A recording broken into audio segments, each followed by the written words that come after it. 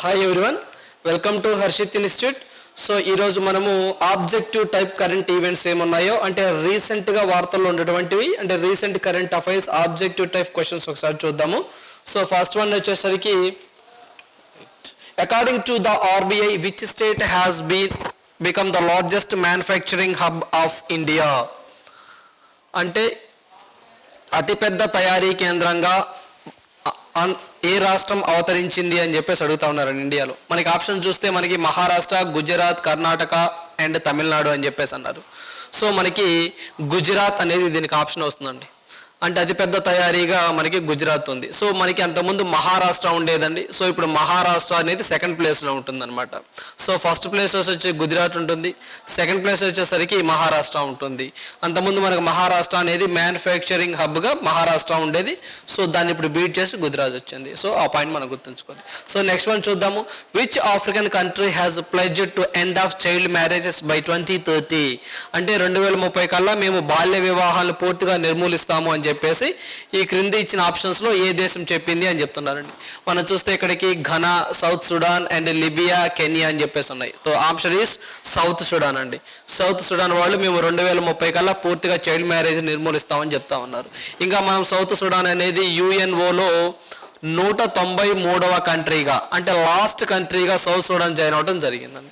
ఇంకా మనం government of India అది ఏదైతే WHO ఉంటుందో వాళ్ళ లెక్కల ప్రకారం మనం మలేరియాని 2030 కల్లా నిర్మూలించాలి, అదేవిధంగా టీబీని 2025 కల్లా మనం ఎరాడికేషన్ చేయాలి అని చెప్పేసి టార్గెట్గా పెట్టుకున్నాము.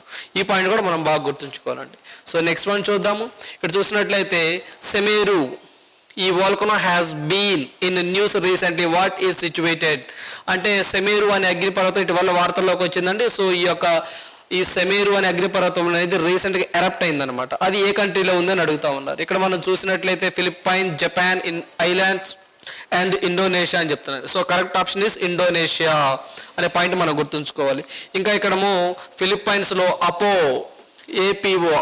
అనే వోల్కనో కూడా బాగా ఫేమస్గా ఉంటుందన్నమాట ఈ యొక్క మనకి ఫిలిప్పైన్లో. ఇంకా మనం జపాన్లో చూసుకుంటే ఫుజీ అని చెప్పేసి ఫుజీ అని కూడా మంచి ఫేమస్గా ఉంటుందన్నమాట. సో దట్ ఈస్ ఇండోనేషియా అని చెప్పేసి మనం గుర్తుంచుకోవాలంటే సెమేరు అగ్నిపర్వతం అనేది రీసెంట్గా ఇండోనేషియాలో ఎరప్ట్ అవడం జరిగింది. సో ఇంకా మనకి జపాన్లో ఫుజీ అని, ఫిలిప్పైన్లో అపో అనే యొక్క వోల్కనాస్ కూడా very very important. So next one చూద్దాము. Who has been recently named as its chairman of inland waterways authority of India. మనకి ఇండియాకి ఇటీవల కొత్తగా ఇన్లాండ్ వాటర్వేస్ అథారిటీ ఆఫ్ ఇండియాకి చైర్మన్గా ఎవరు వచ్చిన్నారు అన్నారండి. సో ఇక మనం చూసినట్లయితే సంజయ్ బందోపాధ్యాయ అండ్ సంబిత్ పాత్ర, మనకి ప్రదీప్ షా, వివేక్ జోహ్రీ అని చెప్పేసి ఇవ్వడం జరిగిందండి, Johri. So correct option is Sanjay Bandopadhyay అనే వ్యక్తి మనకి చైర్మన్గా వచ్చున్నారండి. సో దీనికి ఏదైతే ఇన్లాండ్ వాటర్వేస్ అథారిటీ ఆఫ్ ఉంటుందో దీని యొక్క హెడ్ క్వార్టర్ వచ్చేసరికి మనకి నోయిడా, ఉత్తరప్రదేశ్లో ఉంటుందండి. దీన్ని మనకి 1986లో ఎస్టాబ్లిష్ చేయడం జరిగింది. ఇదేం చేస్తుంది అంటే మనకి ఇది నోయిడా యూపీలో ఉంటుంది. 1986లో మనకి inland waterways authority of India establish చేయడం జరిగింది. ఇదేం చేస్తుందంటే ఈ వాటర్ వేస్కి సంబంధించినటువంటి ఇన్ఫ్రాస్ట్రక్చర్ని కానీ ఈ ఫండింగ్ని కానీ డెవలప్మెంట్ చేస్తూ ఉంటుందండి. ఆ పాయింట్ మనకు గుర్తుంది. మినిస్ట్రీ ఆఫ్ షిప్పింగ్ కింద పనిచేస్తూ ఉంటుంది. సో దీని యొక్క హెడ్ క్వార్టర్ వచ్చేసరికి Noida, Uttar Pradesh. So next one చూద్దాము. Recently which country has legalized the suicide machine named the Sarco. అంటే ఇటీవల దేశము సెర్కో అనే ఒక ఆత్మహత్యా యంత్రాన్ని చట్టబద్ధం చేసింది అని చెప్పేసి అడుగుతా ఉన్నారండి. సో మనకి జర్మనీ, స్పెయిన్, స్విట్జర్లాండ్, చైనా అని చెప్పేసి ఇచ్చారండి. కరెక్ట్ ఆప్షన్ ఇస్ స్విట్జర్లాండ్ అనే వాళ్ళు ఈ యొక్క సెర్కో అనే యొక్క యంత్రాన్ని చేయడం జరిగింది. సో నెక్స్ట్ వన్ చూద్దాము. Recently Haiderpur wetlands in Uttar Pradesh has been recognised as the Ramsar site. What is the Uttar Pradesh now dash home to Ramsar site. అంటే మొత్తం ప్రజెంట్ రామ్సార్ సైట్స్ ఉత్తరప్రదేశ్లో ఎన్ని ఉన్నాయని చెప్పి చెప్తున్నారండి. సో మీ అందరికీ తెలిసిందే రామ్సార్ సైట్స్ అనేవి మనకి మొత్తం ఎట్ ప్రజెంట్ ఇప్పటివరకు ఇండియాలో మొత్తం 75 ఉన్నాయండి. అంటే ఆగస్టు 15న మనకి కొన్ని యాడ్ చేయడం వల్ల రామ్సార్ సైట్లో మొత్తం ఇండియాలో 75 రామ్సార్స్ ఉన్నాయి. సో మనకి రామ్సార్ యాక్ట్ వచ్చేసరికి 1971లో వచ్చింది. మనకి ఇరాన్లో ఒక ప్లేసే రామ్సార్ అని చెప్పేసి ఉంటుంది. సో ఈ రామ్సార్ అనే ప్లేస్లోని వివిధ దేశాల నుంచి వచ్చిన పర్యావరణవేత్తలు కానివ్వండి, లీడర్స్ కానివ్వండి, ఈ యొక్క వెట్లాండ్స్ గురించి మనం ఏం చేద్దాము, చిత్తడి నీళ్ళ పరిరక్షణ కోసం మనం ఏం చేద్దాము అనే ఉద్దేశంతో అక్కడ ఒక సమావేశం జరిగింది. సో అక్కడి నుంచి మనం రామ్సార్ సైట్స్ అన్న లేదా వెట్లాండ్స్ అన్న రెండు ఒకటేనండి. యాక్ట్ వచ్చేసరికి మనకి 1917లో వచ్చింది. తర్వాత మనకి రామ్సార్ ఈ ఫోర్స్ ఎప్పటి నుంచి వచ్చిందంటే 1975 నుంచి ఫోర్స్లోకి వచ్చిందండి ఈ రామ్సార్ యాక్ట్ అనేది. ఈ రెండింటికి వేరియేషన్ గుర్తుంచుకోవాలి. రామ్సార్ యాక్ట్ వచ్చేసరికి 1971, బట్ రామ్సార్ ఫోర్స్ ఆ యాక్ట్ ఫోర్స్లోకి ఎప్పుడు వచ్చిందంటే 1975. మరి ఇండియా అనేది రామ్సార్ సైట్లోకి ఎప్పుడు జాయిన్ అయింది అంటే 1982 ఫిబ్రవరి 2న జాయిన్ అయిందండి. సో మనకి ఫిబ్రవరిని వెట్లాండ్స్ డే అని చెప్పేసి జరుపుకుంటాము. అంటే చిత్తడి నీళ్ళ పరిరక్షణ దినం అని చెప్పి కూడా మనం ఫిబ్రవరి 2న జరుపుకుంటూ ఉంటాము. ఓవరాల్గా సినారియోలో మనకు రామ్సార్ సైట్లు మొత్తము ఉత్తరప్రదేశ్లో 10 ఉన్నాయండి. Highest Ramsar sites in India అని చెప్పేసి మనకి తమిళనాడులో ఉంటాయండి. తమిళనాడు మొత్తం తమిళనాడులో 14 ఉంటాయండి. తర్వాత సెకండ్ హైయెస్ట్ అనేది మనకు ఉత్తరప్రదేశ్లో ఉంటాయి, 10 ఉంటాయి. ఈ పాయింట్ కూడా మనం బాగా గుర్తుంచుకోవాలి. సో ఇండియాలో ఫస్ట్ రామ్సార్ సైట్ ఇండియా అంటే దేనిగా ఉంటుంది అంటే మన సుందర్బన్ నేషనల్ పార్క్ అని కూడా చెప్పుకోవచ్చు అనమాట. అదేవిధంగా మన స్మాలెస్ట్ రామ్సార్ సైట్ ఇండియా అని చెప్పేసి రేణుకా లేక్ అని చెప్పేసి మనకి హిమాచల్ ప్రదేశ్లో ఉంటుందండి. ఆ పాయింట్ కూడా మనం గుర్తుంచుకోవాలి. సో మొత్తం ఉత్తరప్రదేశ్లో 10 రామ్సార్ సైట్స్ ఉంటాయి. యాక్ట్ ఎప్పుడు వచ్చింది, ఎప్పుడు ఫోర్స్లోకి వచ్చింది, ఇండియా ఎప్పుడు జాయిన్ అయింది. ప్రజెంట్ ఎక్కువగా రామ్సార్ సైట్ ఉన్నటువంటి రాష్ట్రం ఏంటి, తమిళనాడు. సెకండ్ ఉత్తరప్రదేశ్లోనే ఎక్కువగా ఉన్నాయండి. సో నెక్స్ట్ వన్ చూద్దాము. What is the rank of India's in the recently release the world talent ranking అంటే ఇది 2021 అండి. దీని ప్రకారం ఇండియా ర్యాంక్ ఎంత అని చెప్తున్నారు, దట్ ఈస్ 56 అని చెప్పేసి మనం గుర్తుంచుకోవచ్చు. సో ఈ యొక్క వరల్డ్ టాలెంట్ ర్యాంకింగ్ని మనము ఇన్స్టిట్యూట్ ఫర్ మేనేజ్మెంట్ డెవలప్మెంట్ అని చెప్పేసి వాళ్ళు రిలీజ్ చేస్తారండి. IMD institute of management development అని చెప్పేసి మనకి 2013 నుంచి ఇవ్వడం జరుగుతుంది. ఈ ర్యాంకింగ్ని 2013 నుంచి ఇస్తున్నారు. సో మనకి ఇండియా అనేది 56th ప్లేస్లో ఉందని చెప్పేసి కూడా మనం గుర్తుంచుకోవాలి. సో నెక్స్ట్ వన్ చూద్దాము. So which of the following has been approved the 112 million loan to strengthen the skills education and training through the establishment of the Assam skill university అంటే మనకి అస్సాం స్కిల్ యూనివర్సిటీ స్థాపన ద్వారా నైపుణ్యాలు, విద్య మరి శిక్షణ బలోపేతం చేయడం కోసం ఈ క్రింది వాటిలో ఏ సంస్థ నుంచి మనము 112 అనే బిలియన్ రుణాన్ని తీసుకున్నాము అని చెప్పి చెప్తున్నారు. సో ఇక్కడ మనం చూసినట్లయితే NDB అని చెప్పేసి ఆప్షన్ ఉంది, IMF, ADB, AIIB అని చెప్పేసి ఆప్షన్స్ ఉన్నాయండి. సో ఇక్కడ మీ అందరికీ తెలిసిందే ఇక్కడ మనకి న్యూ డెవలప్మెంట్ బ్యాంక్ అని, దీన్నే మనము బ్రిక్స్ బ్యాంక్ అని కూడా అంటామండి. మీ అందరికీ తెలిసిందే ఇంటర్నేషనల్ మానిటరీ ఫండ్ అని చెప్పేసి ఉంటుంది. ADB ఏషియన్ డెవలప్మెంట్ బ్యాంక్ అని ఉంటుంది. ఇది ఏషియన్ ఇన్ఫ్రాస్ట్రక్చర్ ఇన్వెస్ట్మెంట్ బ్యాంక్ అని చెప్పేసి ఉంటుందండి. అంటే వీటిలో ఏ ఆప్షన్ అనేది కరెక్ట్ వీటిలో ఇచ్చిందని చెప్తున్నారు. సో మనకి NDB అనేది బ్రిక్స్ బ్యాంక్ అని చెప్పొచ్చు. సో దీని యొక్క NDB 2014లో ఎస్టాబ్లిష్ చేయడం జరిగిందండి. IMF వచ్చేసరికి మనకి 1944 వాషింగ్టన్ DCలో ఉంటుంది headquarter. Next ADB Philippine మనీలాలో ఉంటుంది. ఆ పాయింట్ కూడా మనం గుర్తుంచుకోవాలి, మనీలా ఫిలిప్పైన్ అని చెప్పేసి. Next Asia infrastructure investment bank అని చెప్పేసి ఉంటుందండి. సో ఇది మనకి బీజింగ్ చైనాలో ఉంటుంది. ఇది మనకి బీజింగ్ చైనాలో ఉంటుంది. సో ఇది వచ్చి 1966లో ఎస్టాబ్లిష్ చేశారు. ఇది 1966లో ఎస్టాబ్లిష్ చేశారు. ఇది వచ్చేసరికి మన IMF వచ్చేసి 1944లో, మనకి న్యూ డెవలప్మెంట్ బ్యాంక్ అనేది 2014లో ఎస్టాబ్లిష్ చేయడం జరిగింది. సో మనకి ఇక్కడ చూసినట్లయితే కరెక్ట్ ఆప్షన్ అనేది మనకి AIIB అనేది కరెక్ట్ ఆప్షన్ అవుతుంది. సో నెక్స్ట్ వన్ చూద్దాము. విచ్ తుఫాన్ recent hit the Philippines making the land fall వచ్చేసింది చెప్పాను. అంటే రీసెంట్గా తుఫాన్లో వచ్చింది ఏంటి అని చెప్పేసి అని రాయ్ అండి. రాయ్ అనేది రీసెంట్గా తుఫాన్గా వచ్చింది. సో ఆ పాయింట్ కూడా మనం గుర్తుంచుకోవాలి.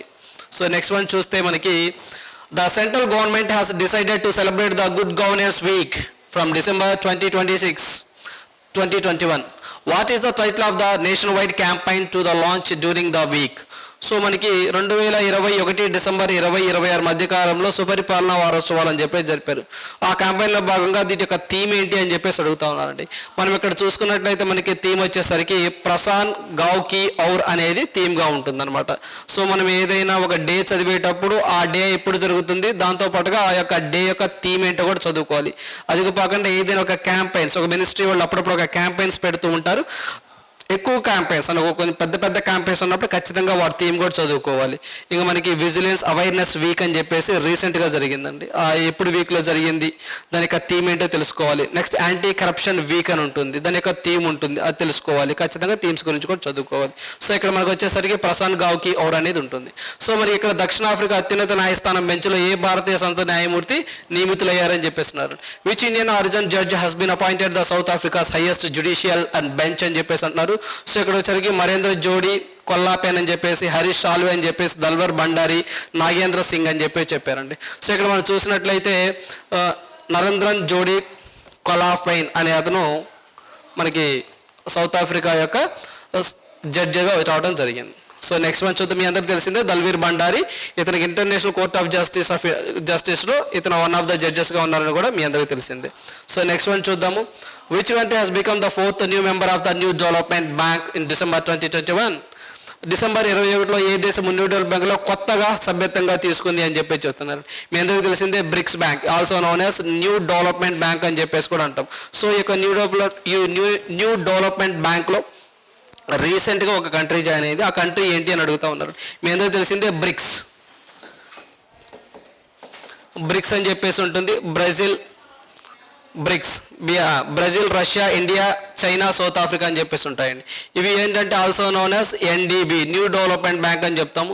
ఈ న్యూ డెవలప్మెంట్ బ్యాంక్లో రీసెంట్గా ఈ యొక్క 5 కంట్రీస్ ఉంటాయి. వాటితో పాటుగా మనకి 6వ కంట్రీగా బంగ్లాదేశ్ అని, 4th కంట్రీ అని చెప్పేసి అడుగుతూ ఉన్నారండి. సో మనకి 4th అన్నాడు. 4th కంట్రీ వచ్చేసరికి మనకి ఈజిప్ట్ అనేది 4th కంట్రీగా ఉంది.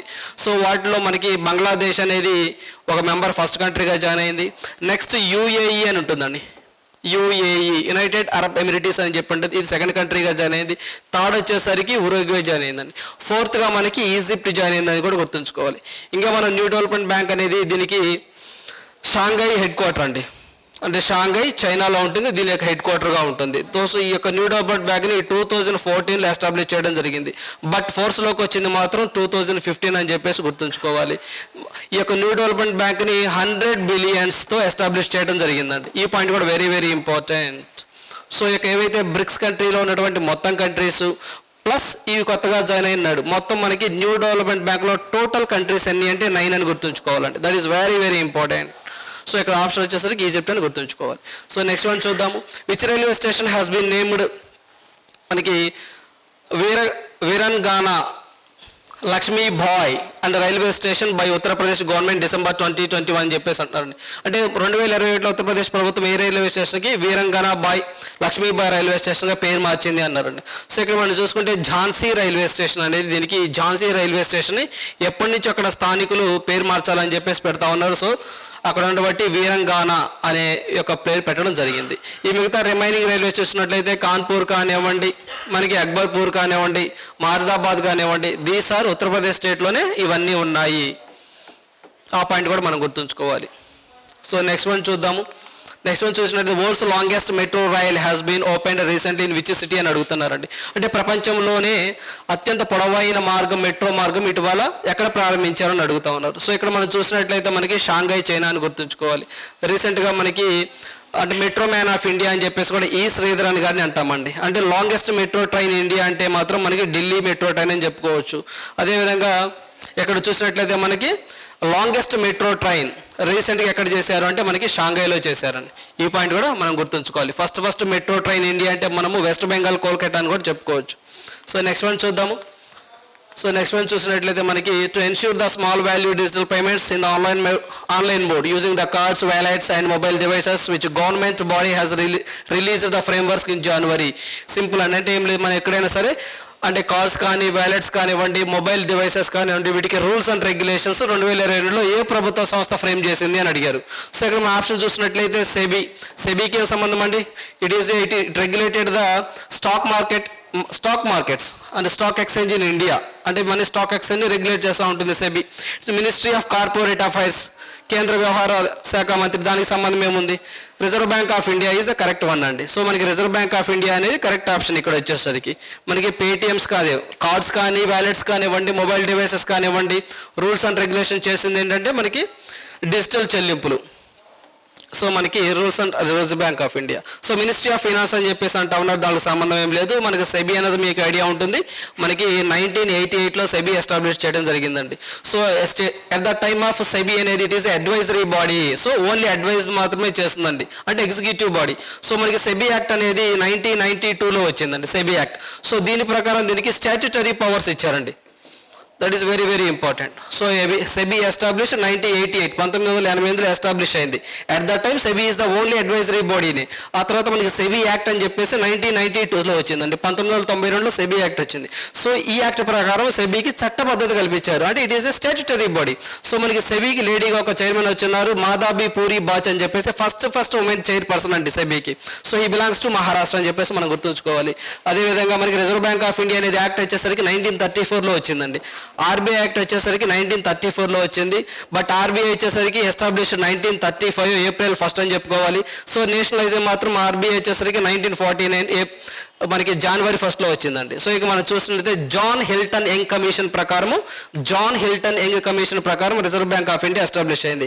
At the time of inception అంటే first reserve bank of India headquarter అనేది కోల్కతాలో ఉండేది. ఆఫ్టర్ 1937లో 1937లో కోల్కతా నుంచి ముంబైకి షిఫ్ట్ చేశారు reserve bank of India head quarter అనమాట. సో మనకి మొత్తం reserve bank of India regional offices ఎన్నో అంటే ఎట్ ప్రెజెంట్ 27 ఆఫీసెస్ ఉన్నాయండి. మొత్తం రీజనల్ ఆఫీసెస్ 27 ఉన్నాయి. At the time of Inception reserve bank of India 5 కోట్లతో స్థాపించడం జరిగిందండి. వాటికి ఇన్వెస్ట్మెంట్ 5 కోట్ల స్థాపించడం జరిగింది. రిజర్వ్ బ్యాంక్ ఆఫ్ ఇండియాకి ఒక గవర్నర్ ఉంటారు, 4 డిప్యూటీ గవర్నర్స్ ఉంటారు. వాళ్ళ యొక్క పదవీ కాలం 4 years అని మనం గుర్తుంచుకోవాలి. మొత్తం డైరెక్టర్స్ 10 members ఉంటారు, వాళ్ళ యొక్క పదవీ కాలం కూడా 5 years గా ఉంటుంది. సో రిజర్వ్ బ్యాంక్ ఆఫ్ ఇండియాకి గవర్నర్గా ఎవరు నియమిస్తారంటే on the advice of prime minister of India. ఆ పాయింట్స్ కూడా మనం గుర్తుంచుకోవాలి. సో మనం సెబీ గురించి చెప్పుకున్నాం, రిజర్వ్ బ్యాంక్ ఆఫ్ ఇండియా గురించి చెప్పుకున్నాం. మన మినిస్టర్ ఆఫ్ ఫైనాన్స్ అంటే మీ అందరికీ తెలిసిందే నిర్మలా సీతారామన్ గారు ఉన్నారు. సో బడ్జెట్ కూడా వాళ్ళే ప్రవేశపెడతామని మీ అందరికీ తెలిసిందే.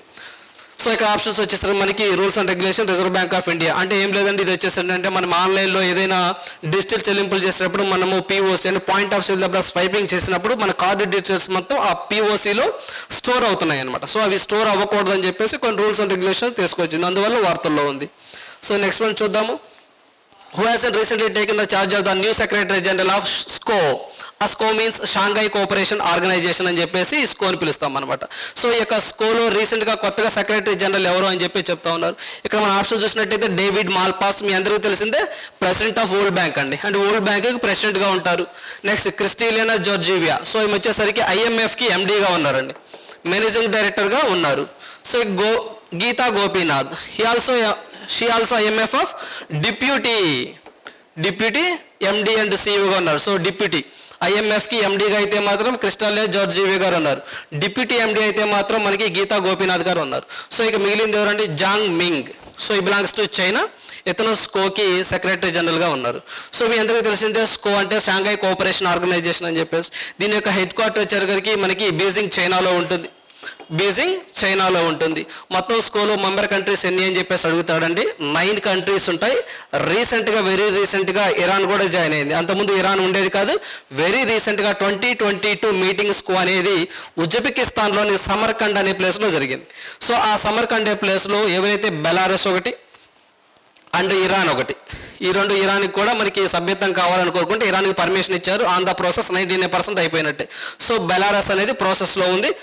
బట్ మనం చూసినట్లయితే మొత్తం స్కోలో మొత్తం 9 countries ఉంటాయని చెప్పేసి మనం గుర్తుంచుకోవాలి. సో ఆ 9 countries వచ్చేసరికి ఇండియా, రష్యా, అదేవిధంగా చైనా, పాకిస్తాన్, అదేవిధంగా ఉజ్బెకిస్తాన్, కిర్గిస్తాన్, తజికిస్తాన్, కజకిస్తాన్ అనేవి మొత్తం 8 ఉంటాయి.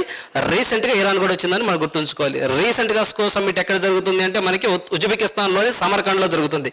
నెక్స్ట్ ఇయర్ అంటే 2023 అంటే 23వ స్కో మీటింగ్ ఎక్కడ జరగబోతుంది అంటే దట్ ఈస్ ఇండియాలో జరగబోతుందని కూడా మనం గుర్తుంచుకోవాలి. సో ఇదండి ఇక్కడ వచ్చేసరికి Zhang Ming. So next one చూద్దాము.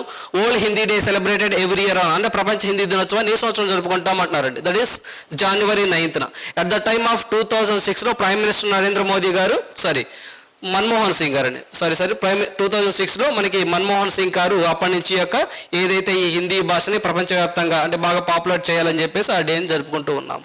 సో ఇది చూసినట్టు మనకు January 9th ఉంటుంది NRI day, non resident Indian అంటే ప్రవాస భారతీయ దివస్ అని చెప్పేసి ఉంటుంది. మన గాంధీజీ గారు సౌత్ ఆఫ్రికా నుంచి ఇండియాకి తిరిగి రావడం జరిగిందండి 1915లో. సో ఆయన గుర్తుగా మనము ఈ యొక్క ప్రవాస భారతీయ దివస్ డే జరుపుకుంటాము. నెక్స్ట్ 2023లో ప్రవాస భారతీయ దివస్ ఎక్కడ జరగబోతుందంటే ఇండోర్ మధ్యప్రదేశ్లో జరగబోతుందండి. సో మనకి ఇండోర్ మధ్యప్రదేశ్ అని ఉంటుంది, అక్కడ జరగబోతుంది ప్రవాస భారతీయ దివస్ డే. సో ఇక్కడ మనకి హిందీ డే అని అడిగారు. సో January 9, 2006 నుంచి జరుపుకుంటాము at the time of Manmohan Singh prime minister of. Next one చూద్దాము.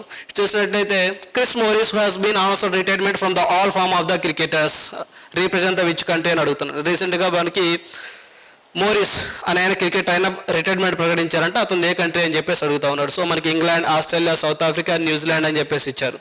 సో మనకి సౌత్ ఆఫ్రికా అని కూడా ఇచ్చారు. సో ఇక్కడ మనం చూసుకున్నట్లయితే మనకి సౌత్ ఆఫ్రికా అని చెప్పేసి సౌత్ ఆఫ్రికా కంట్రీకి సంబంధించిన వ్యక్తి అండి. అంటే మనం రీసెంట్గా ఏదైనా స్పోర్ట్స్ వ్యక్తులు రిటైర్మెంట్ ప్రకటించినా మనకి రీసెంట్గా సరైన విలియం గారు ప్రకటించారు. సో ఈమె టెన్నిస్ స్పోర్ట్కి సంబంధించిన ఆమె, అమెరికాకి సంబంధించిన ఆమె. అలాగే మనకి ఫెదరర్ గారు, అతను కూడా అంతేనండి, స్విట్జర్లాండ్కి సంబంధించిన వ్యక్తి, అతను కూడా రిటైర్మెంట్ ప్రకటించారు. So Mithali Raj, so cricketer, ఇలా ఫేమస్ పర్సనాలిటీస్ చదువుకుంటే చదిపోతుంది అనమాట, ఒకసారి చూసుకోవాలి. నెక్స్ట్ మనకి జులాన్ గోస్వామి అని చెప్పేసి ఒక ఆమె లేడీ కూడా ఒక ఆమె రిటైర్మెంట్ అవ్వడం జరిగిందండి. సో నెక్స్ట్ వన్ చూద్దాం. చూసినట్లే ఫార్మర్ క్రికెటర్ మనకి ఎవరైతే ఉన్నారో క్లైవ్ లాయిడ్ అనే వ్యక్తి రీసెంట్గా రిటైర్మెంట్ ప్రకటించారంటే అతని కంట్రీ ఏంటి అని అడిగాడండి. So he belongs to New Zealand అని చెప్పేసి మనం గుర్తుంచుకోవాలి. సో నెక్స్ట్ వన్ చూద్దాం. Who has taken the charge as the apparel export promotion council as its new chairman. మనకి అపెరల్ ఎక్స్పర్ట్స్ ప్రమోషన్ కౌన్సిల్గా ఎవరు వచ్చున్నారో అని అడుగుతా ఉన్నారు. సో ఇక్కడ మా ఆప్షన్ చూసినట్లయితే రఘువేంద్ర తన్వార్ అని చెప్పేసి, సోమనాథ్ అని చెప్పేసి, ఇటీరా డేవిస్ అని చెప్పేసి, నవరంగ్ సైని అని చెప్పేసి అడుగుతా ఉన్నారు. సో ఇక్కడ మనకి ఏవైతే ఎక్స్పోర్ట్ ఉంటుందో ఎక్స్పోర్ట్ కౌన్సిల్కి ప్రమోషన్ కౌన్సిల్గా ఉంటారు. సో మనకి రఘువేంద్ర తన్వీర్ అనే ఆయన చైర్మన్గా వచ్చున్నారండి. సో ఇది వచ్చేసరికి ఈ యొక్క కౌన్సిల్ని 1976లో ఎస్టాబ్లిష్ చేయడం జరిగింది. ఈ పాయింట్ కూడా మనం గుర్తుంచుకోవాలి. ఇంకా మనం చూసినట్లయితే ఎం సోమనాథన్ గారు అని మీ అందరికీ తెలిసే ఉంటుంది, మనకి ఇస్రో చైర్మన్గా వచ్చున్నారు. హీఈస్ ద 10th చైర్మన్ అని చెప్పు, ఇస్రోకి చైర్మన్గా వచ్చారు, 10వ చైర్మన్ అని చెప్పేసి కూడా 10th చైర్మన్ అండి. హీ బిలాంగ్స్ టు కేరళకు సంబంధించిన వ్యక్తి. ఆ పాయింట్ కూడా మనం గుర్తుంచుకోవాలి. కే శివన్ ఉన్నారు, ఆయన ప్లేస్లో ఈయన వచ్చున్నారు. ఈయన 10వ ఇస్రో చైర్మన్గా వచ్చున్నారు సోమనాథన్ గారు. అదేవిధంగా మనకి ఇటీరా డేవిస్ అని చెప్పేసి అడుగుతున్నారు. మీ అందరూ తెలిసిందే ఉజ్జీవన్ స్మాల్ ఫైనాన్స్ బ్యాంక్ అని ఉంటుందండి. సో ఈ యొక్క ఉజ్జీవన్ స్మాల్ ఫైనాన్స్ బ్యాంక్కి ఇతను ఎండి అండ్ సిఇఓగా వచ్చున్నారు. So Ujjivan small finance bank అనేది మనకి బెంగళూరులో ఉంటుంది. ఆ పాయింట్ కూడా మనం గుర్తుంచుకోవాలండి. ఇక్కడ మనం చూస్తున్న నవరంగ్ సైని అని చెప్పేసి మీ అందరికీ ఐడియా ఉంటుంది, IBBI అని చెప్పేసి ఉంటుందండి. Insolvency bankruptcy board of India అని చెప్పేసి, also known as bad bank అని చెప్పేసి కూడా అంటాము. థర్డ్ పార్టీగా ఉంటుందండి. Insolvency bankruptcy board of India, దీని యొక్క చైర్మన్ హెడ్గా మనకి నవరంగ్ సైని అనే వ్యక్తి వచ్చున్నారు. సో దీని కరెక్ట్ ఆప్షన్ వచ్చేది మనకి రాఘవేంద్ర తన్వీర్ అనేది ఆప్షన్ అవుతుందండి. సో నెక్స్ట్ వన్ చూద్దాము. What is the name of the India's super mom and the Tigris which passed away.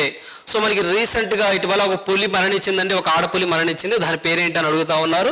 And ఇవి మనకి సింపుల్గా ఎగ్జామ్లో ఉన్న సిల్లీగా ఉన్న ఖచ్చితంగా ఇలాంటివి కూడా ఎగ్జామ్లో అడుగుతూ ఉన్నారండి. ఇక్కడ మనం చూసినట్లయితే మనకి కాలర్ వాలి అని చెప్పేసి, మచలి అని చెప్పేసి, సీత అని చెప్పేసి, మొన్నార్ అని చెప్పేసి చెప్తా ఉన్నారు. సో ఇక్కడ కరెక్ట్ ఆప్షన్ వచ్చేసరికి మనకి కాలర్ వాలి అండి. ఈ పాయింట్ మనం బాగా గుర్తుంచుకోవాలి, కాలర్ వాలి అనేది. సో మనకి సీత అనే టైగర్ ఏంటి అంటే మనకి బాంధవ్ఘర్ నేషనల్ పార్క్లో ఉంటుందండి. బాంధవ్ఘర్ నేషనల్ పార్క్లో ఉంటుంది. సో ఈ యొక్క బాంధవ్ నేషనల్ అనేది మధ్యప్రదేశ్లో ఉంటుందండి. అదేవిధంగా మచాలి అని చెప్పేసి మనకి రణథంబూర్ నేషనల్ పార్క్లో ఉంటుందండి. Ranthambore national park, it is located in Rajasthan అండి. సో రాజస్థాన్లో ఉంటుంది. ఇక్కడ మనకి పెంచ్ నేషనల్ పార్క్లో ఇది ఉంటుందండి. సో పెంచ్, సో మనకి మొన్నా అనేది పెంచ్ నేషనల్ పార్క్లో ఉంటుంది. సో ఇక్కడ మనకి ఇవి ఉన్నాయండి, మొన్నా అని చెప్పేసి పెంచ్. సో మనకి రణథంబూర్ అని చెప్పేసి, కాలర్ వాలి అనేది రీసెంట్గా చనిపోవడం జరిగింది. ఈ పాయింట్ కూడా మనం గుర్తుంచుకోవాలి. సో మచాలి అనేది రణథంబూర్ నేషనల్ పార్క్లో ఉంటుంది, అదొక టైగర్స్. సో పెంచ్ అనేది మనకి మొన్న ఒక టైగర్ రిజర్వ్, ఇది కూడా మధ్యప్రదేశ్లో ఉంటుందండి. సో మధ్యప్రదేశ్ స్టేట్లో ఉంటుంది ఈ టైగర్ రిజర్వ్. ఇంకా మనము సీత అనేది బాంధవ్ఘర్ నేషనల్ పార్క్లో ఉంటుంది, it is located in Madhya Pradesh అని చెప్పేసి కూడా మనం గుర్తుంచుకోవాలి.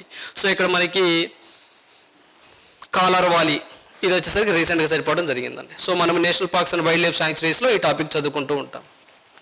సో ఇవ్వండి ఈరోజు ఉన్నటువంటి objective type current events. So thank you, all the best.